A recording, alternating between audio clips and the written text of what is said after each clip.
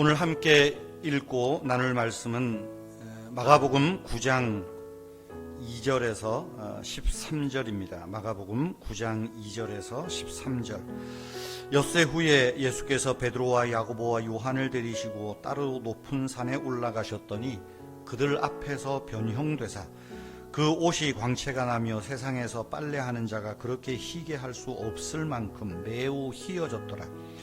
이에 엘리야가 모세와 함께 그들에게 나타나 예수와 더불어 말하거늘 베드로가 예수께 고하되 랍비여 우리가 여기 있는 것이 좋사오니 우리가 초막 셋을 짓되 하나는 주를 위하여 하나는 모세를 위하여 하나는 엘리야를 위하여 하사이다 하니 이는 그들이 몹시 무서워하므로 그가 무슨 말을 할지 알지 못함이러라. 마침 구름이 와서 그들을 덮으며 구름 속에서 소리가 나되 이는 내 사랑하는 아들이니 너희는 그의 말을 들으라 하는지라. 문득 둘러보니 아무도 보이지 아니하고 오직 예수와 자기들 뿐이었더라.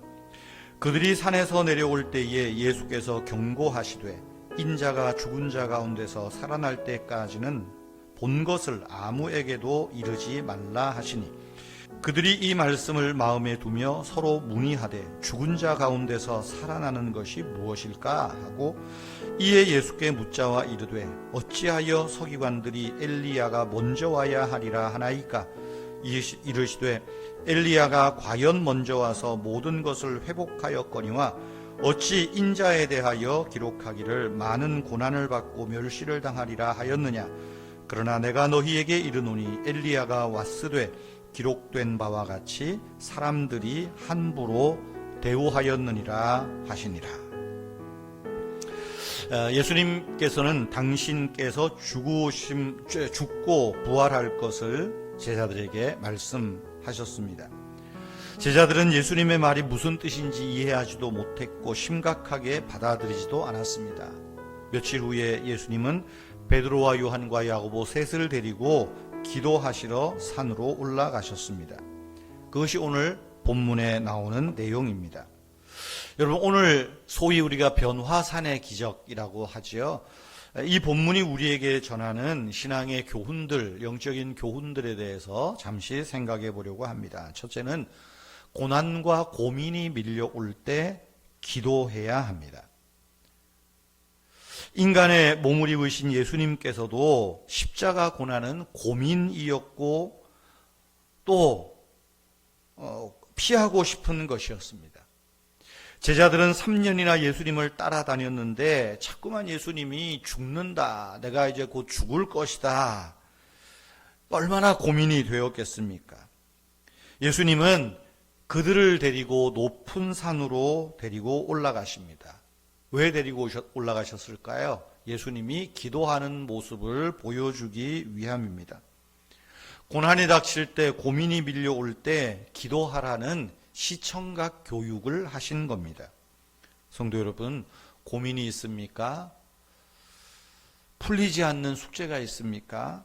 하나님께 염려와 원망과 고민, 또 밀려올 고난의 짐들을 털어놓고 하나님께 기도하는 것, 우리에게 주시는 교훈입니다. 두 번째로는 고난은 영광으로 변한다는 사실입니다.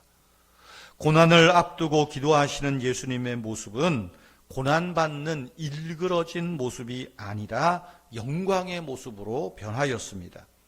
그분의 얼굴은 하나님의 얼굴처럼 빛났고 그분의 입으신 옷은 아주 하얗게 빛을 발할 정도로 깨끗해졌습니다. 이것은 분명히 초자연적인 기적입니다. 겟세마네에서 예수님이 고난에 직면해야 할 그 제자들이 변화되신 하나님의 아들, 영원한 하나님의 아들을 먼저 목격하게 하는 것, 은혜 중에 은혜인 것이죠. 이것을 통해서 제자들에게는 고난이 끝이 아니라 고난 뒤에 더 큰 영광이 있다, 지식을 갖게 하기 위함입니다. 세 번째로 예수님의 죽음은 구약 예언의 완성임을 교훈합니다. 예수님 옆에는 모세와 엘리야가 서 있었습니다. 무슨 의미입니까? 모세는 율법의 대표고 엘리야는 선지자들의 대표로 서 있습니다. 모세는 유월절과 또 구약 제사에서 나오는 대속 제물, 그것의 가치와 중요성을 알았습니다. 엘리야는 백성의 죄를 대신할 메시아가 오심을 예언했던 사람 아닙니까?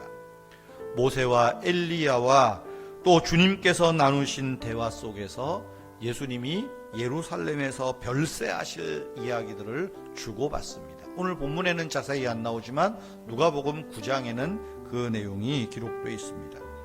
십자가와 하나님의 비밀에 관한 대화를 나눈 것이죠.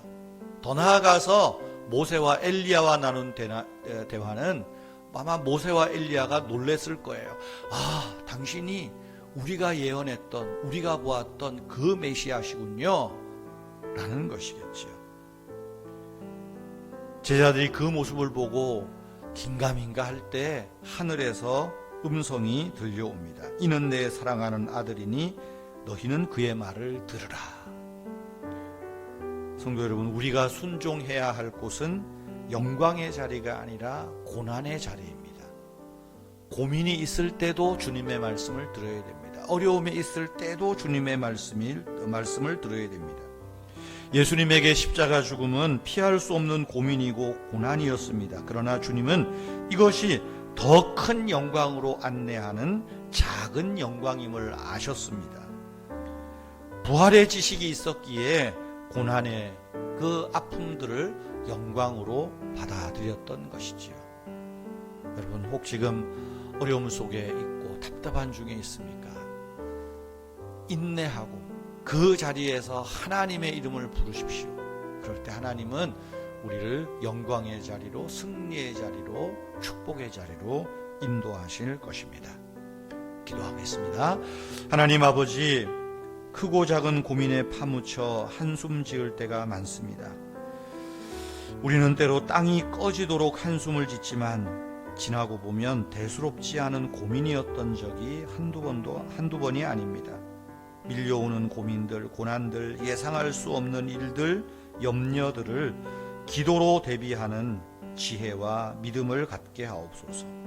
무엇보다도 우리의 이 어려움 뒤에 오는 영광이 큰 것을 믿게 하시고 보게 하여 주시옵소서.